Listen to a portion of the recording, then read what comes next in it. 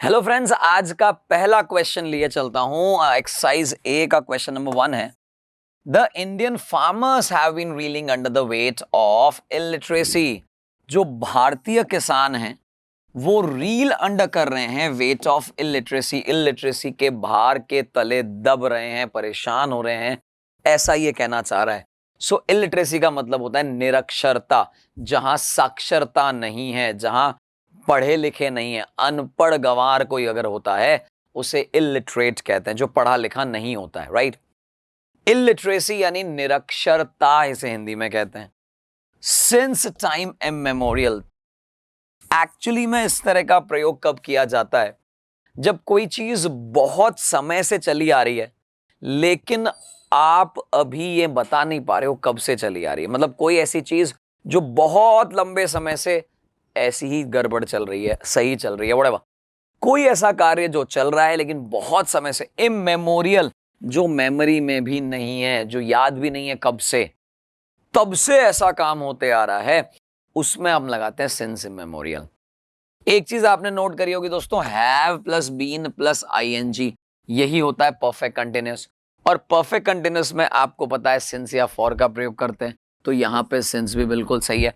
सो इस वाले सेंटेंस के अंदर कोई एरर नहीं है।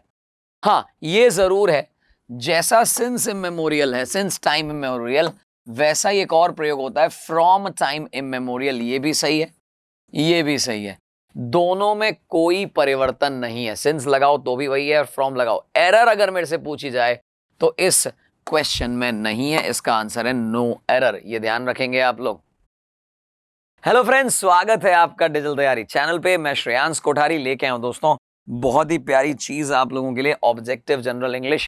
एक बेहतरीन किताब, बेहतरीन विद्यार्थियों के लिए बेहतरीन तरीके से प्रस्तुत करने का प्रयास हम कर रहे हैं। चलिए दोस्तों, आज जो हम बात करने वाले हैं बहुत सिंपल सी, यहां लिखिए, देखिए जरा। Eat your excuses for breakfast and move on. क्या आपने कभी सोचा है कि आपके सफलता के बीच में सबसे बड़ा बाधक कौन है? दोस्तों, आपके एक्सक्यूजेस। एक्सक्यूजेस का मतलब बहाने।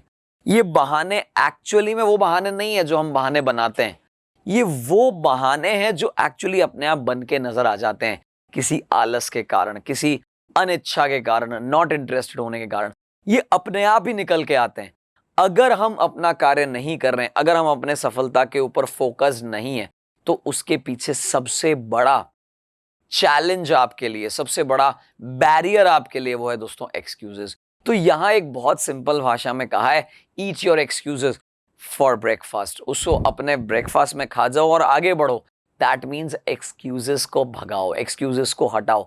दोस्तों, आप अगर कुछ करना चाहते हैं, अगर आप कुछ करने का आपने सोच रखा है और उसके बीच में अगर आपने बहाना बना लिया, ये तो ऐसा नहीं है, वे तो वैसा नहीं है, आज मौसम अच्छा नहीं है, आज पेट दर्द हो रहा है, आज सिर दर्द हो रहा है, आज तो मामा जी आए हुए हैं, आज चाचा जी आए हुए हैं, वॉट, ये सारी चीजें बहाने हैं, ये बैरियर हैं आपके लक्ष्य के बीच में। सो इन्हें ब्रेकफास्ट में खा जाओ एंड मूव ऑन, यानी आगे बढ़ो, आगे बढ़ो और आगे बढ़ के अपने लक्ष्य को हासिल करो।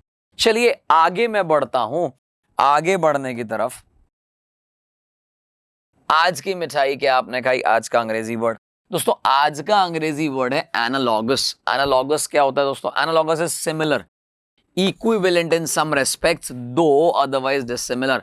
कोई दो अलग अलग चीजें हैं, डिसिमिलर हैं, दोनों में कोई समानता नहीं है, फिर भी किसी प्रकार की एनालॉगी यानी सिमिलैरिटी, सादृश्यता अगर नजर आती है तो उन दोनों को कहते हैं एनालॉगस। दोनों में कोई ना कोई समानता है। एग्जाम्पल देखिएगा, brains and computers are often consider analogous. भाई कंप्यूटर भी वही काम करता है कंप्यूटिंग करने का, ब्रेन भी आपका वही काम करता है कंप्यूटिंग करने का। सो यहां पे दोनों में वैसे कोई समानता नहीं है, लेकिन फिर भी किसी प्रकार से समानता ढूंढी गई है, तो उन दोनों चीजों को आपस में कहेंगे एनालॉगस। सिमिलर कह सकते हैं, कॉरस्पॉन्डेंट कह सकते हैं, हाँ उसके जैसा है।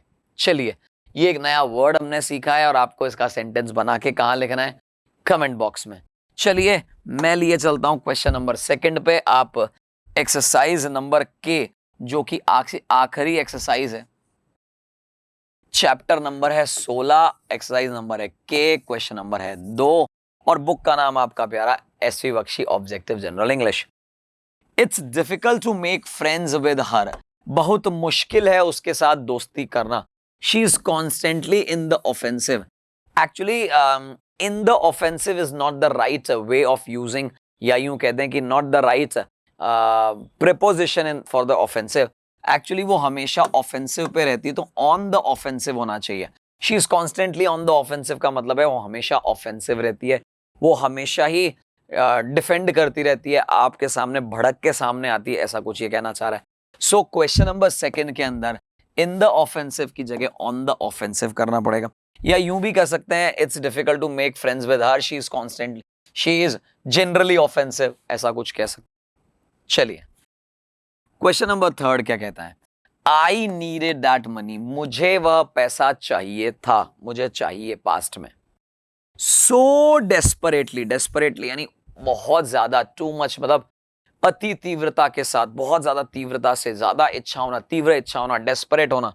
सो डेस्परेटली, लेकिन दोस्तों यहां पे एक कंजंक्शन लगेगा, सो डेस्परेटली दैट, ये कंजंक्शन पेयर है, so that, so that, so desperately that, उतना डेस्परेटली कि it was like Manna from heaven from when it arrived.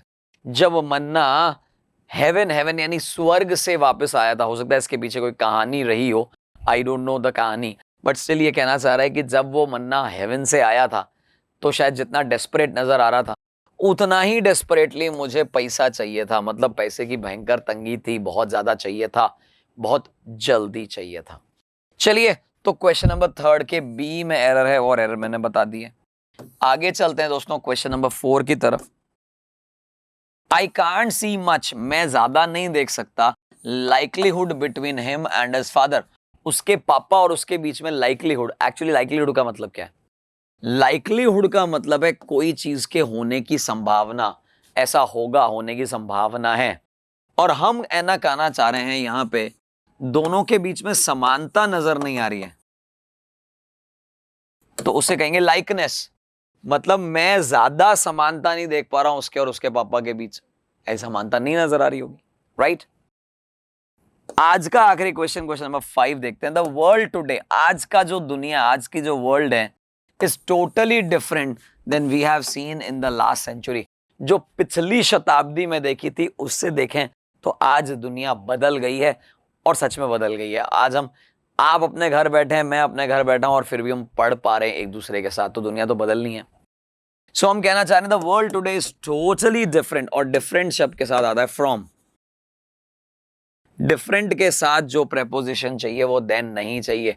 बहुत सारी बार अलग अलग कंपटीशन एग्जाम में ये एरर आ चुकी है, डिफरेंट के साथ देन का प्रयोग हुआ है, जो कि गलत है, एरर है. हाँ, यहां पे फ्रॉम के साथ वॉट भी आएगा. फ्रॉम वॉट वी हैव, जो, यहां पे वॉट का मतलब है जो हमने पिछली सेंचुरी में देखा उससे आज तो बहुत सारे डिफरेंट हो गई दुनिया. चलिए दोस्तों, यहां समाप्त होते हैं 5 क्वेश्चन. अच्छे से आपने देखे, समझे, सोचे. इसी तरीके से क्वेश्चन लगातार चलते चले जाएंगे. आप इसी तरह से जुड़े रहिए. आपका ही प्यारा चैनल है दोस्तों डिजिटल तैयारी. Thank you. Please like, share, subscribe digital तैयारी.